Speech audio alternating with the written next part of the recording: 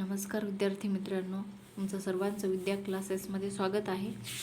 तर आज आपण 12वीचा जो पेपर झालेला आहे फिजिक्सचा, त्याच्या प्रश्नांची उत्तरं पाहणार आहोत. तर पहिल्याचं उत्तर आहे. पहिला प्रश्न वाचूत बघा.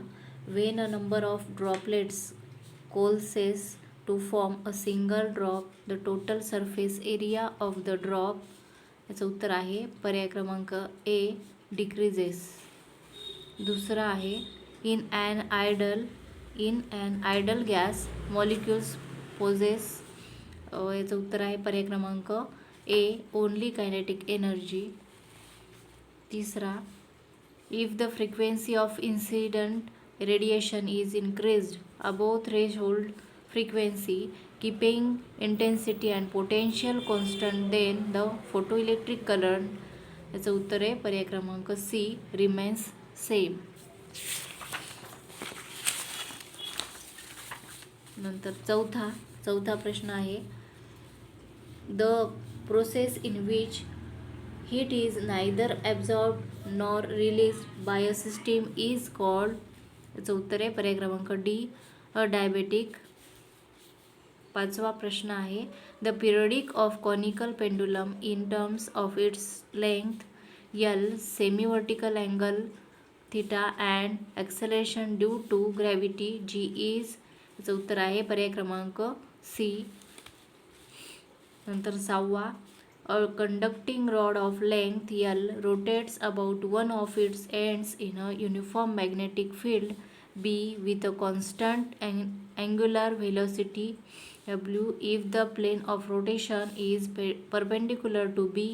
The EMF induced between the ends of rod is. याचं उत्तर आहे पर्याय क्रमांक ए. सातवा, a metal surface is illuminated by photons of energy 5 eV and 2.5 eV respectively. The ratio of their wavelengths of emitted radiation is. याचं उत्तर आहे पर्याय क्रमांक बी, 1:2. आठवा, a particular is subjected to two parallel SMHM such that x is equal to 2 sin WT and y is equal to 2 sin WT plus pi upon 3.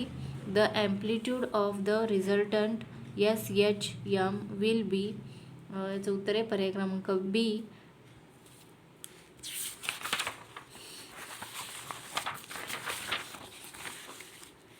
नंतर नववा, a bar magnet of magnetic moment 10 am² has a cross sectional area of 2.5 into 10⁻⁴ m².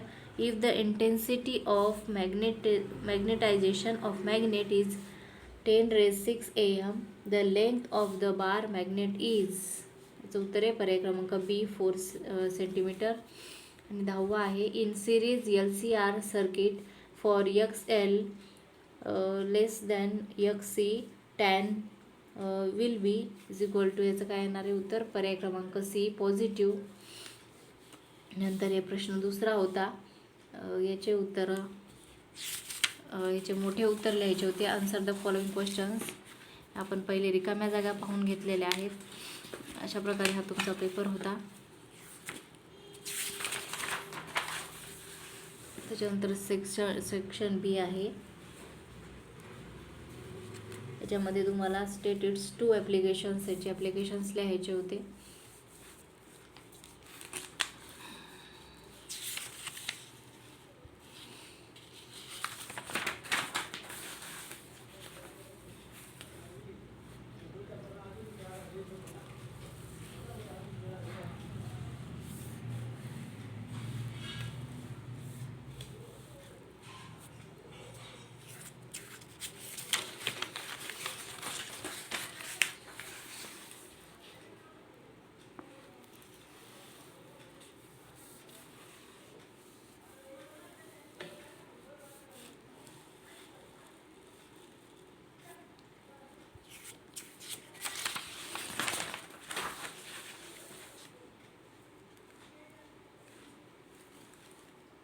हा section D आहे. याच्यामधले फक्त तुम्हाला कोणते पण 3 सोडवायचे होते प्रश्नांची उत्तरं.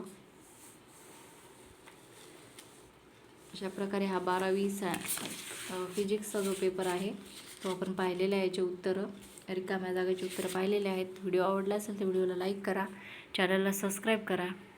व्हिडिओ बघितल्याबद्दल धन्यवाद.